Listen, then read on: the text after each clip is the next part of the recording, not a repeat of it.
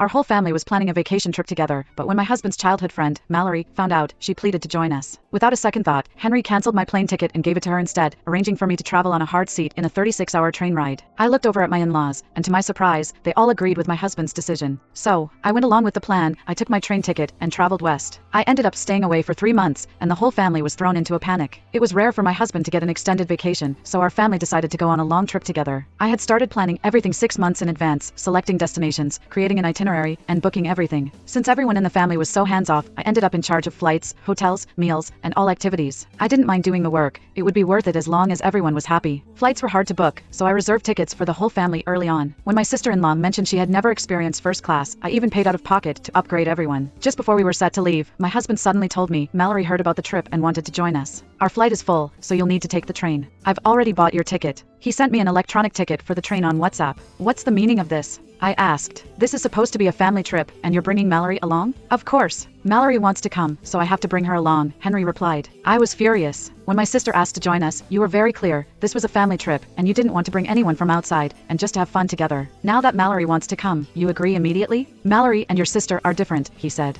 We're closer than family. We practically are family. Scoffing, I spat. I bought the plane tickets ages ago. Why do I have to take the train? There were no seats left on the flight, so I had to refund your ticket and get one for Mallory. The only option left for you is the train. Henry shrugged, not caring about my opinion. I looked at the electronic ticket he sent. It was for a 36-hour hard seat. So you bought Mallory a first-class plane ticket while I sit for 36 hours on a train? I asked in disbelief. He smirked. Didn't you say you liked watching the scenery from the train? Here's your chance to see it all. I looked toward my in-laws, and my father-in-law quickly turned his face away. My mother-in-law tried to comfort me. Camille, Mallory, and Henry have been friends since they were little. They have so much to talk about. It only makes sense for them to sit together. Just bear with it for now. We'll meet up once you arrive. My sister-in-law, Nicole, chimed in. Sis, Mallory has a delicate constitution. There's no way she could handle such a long train ride. You're strong and healthy. You can manage. I laughed bitterly. Who is actually part of this family? It's starting to look like Mallory is your real daughter-in-law. Henry scowled. It's just a train ride. It's not a big deal. And Mallory is practically family to us. It's only right that we make sure she's comfortable. Can't you be a bit more gracious and set a good example? Just then, the doorbell rang. My sister-in-law ran to open it. It was Mallory. Mallory, you're here. I've been waiting for you. Nicole enthusiastically dragged Mallory's 2 large suitcases into the house. Oh, Mallory, I've missed you so much. If only you hadn't gone abroad, you could have married my brother, and we'd all be family, she exclaimed as she side-hugged Mallory. On the other hand, my mother-in-law held Mallory's hand and chimed in. Exactly. I always thought you and Henry would make a perfect match. In my heart, I've always seen you as my daughter-in-law. No one else could compare to you. They said this openly, right in front of me, without a hint of shame. At that moment, I felt my heart grow cold toward this family. Though Mallory and Henry had been childhood sweethearts, when the Baker family fell on hard times, she left the country without hesitation.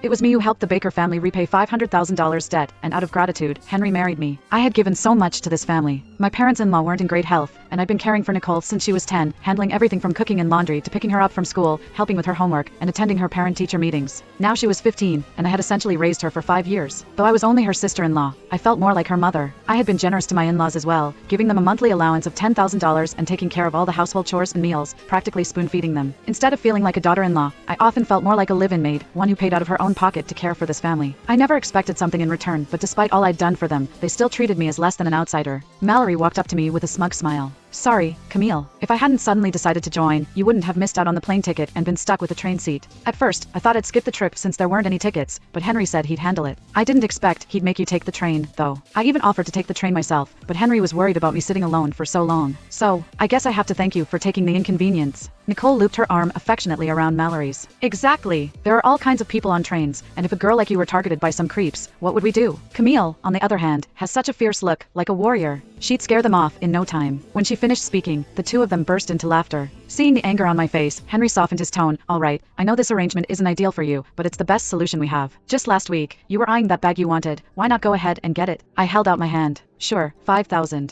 That's so expensive. I already agreed you could get it, but now you want me to pay too? Don't push it, he snapped. I smirked and sarcastically spat. Since when do I need your permission to spend my own money? How much do you even earn in a month? At that instant, his face flushed in embarrassment. That's not fair. His monthly salary was only $3,000, while I earned $100,000. His salary didn't even cover his own expenses. I'd been supporting this household from the start. When we got married, he didn't give me any dowry. I paid off that $50,000 debt and even added $30,000 as a wedding gift, plus I bought our house. This comfortable life they now enjoyed was all thanks to me. If they loved Mallory that much, then they could have her as their daughter-in-law instead. Camille, hurry up and make dinner. It's already late, and everyone's hungry, my mother-in-law urged. I didn't reply to her and turned to Mallory with a smile. Mallory, you and Henry grew up together, so I assume you used to eat here a lot? Of course. Back then, Henry and I practically had every meal together, Mallory chirped. So, after all these years abroad, you must really miss Mom's cooking, right? I looked at my mother-in-law and continued, Mom, shouldn't you get started on dinner for Mallory? After speaking, I sat down on the couch and turned on the TV. Shortly after, Henry came over, annoyed. How could you make Mom cook? You know her health isn't great. Get up and make dinner.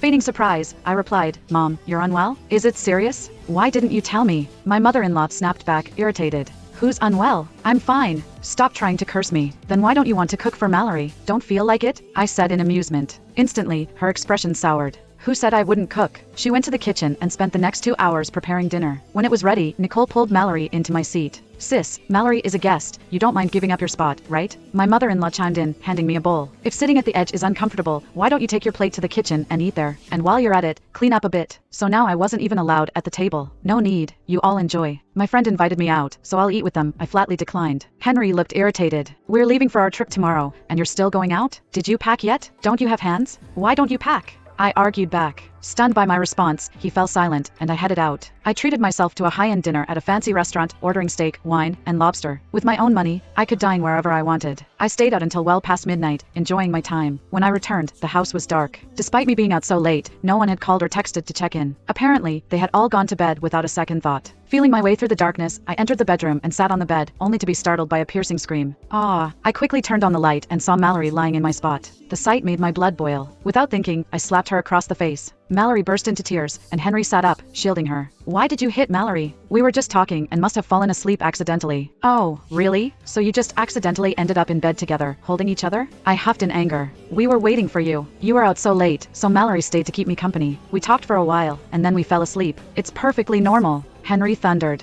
Then why didn't you call or text me? Too busy talking with your best friend? And you two couldn't wait in the living room and had to come to the bedroom? Henry scowled. You're being unreasonable, Camille. I was done arguing. I turned to Mallory. I'm back now, so why don't you leave? Or do you expect all three of us to share the bed? Ignoring my remarks, Mallory clutched her face and whimpered, Henry, it really hurts. Henry, filled with concern, replied, I'll get you some medicine. After they left the room, I immediately shut the bedroom door and locked it. Then I changed all the bed sheets and covers, put on earbuds, and went straight to sleep. The next morning, Henry stormed up to me, furious. What was that last night? I knocked for a long time, yet you didn't open the door. Mom and Dad woke up because of it. You did that on purpose, didn't you? Sneering, I deadpanned. Yes, I did it on purpose. I thought I'd give you a chance to sleep with Mallory. You should be thanking me. Hearing my words, Henry looked exasperated. Are you nuts, Camille? Why would I sleep with Mallory?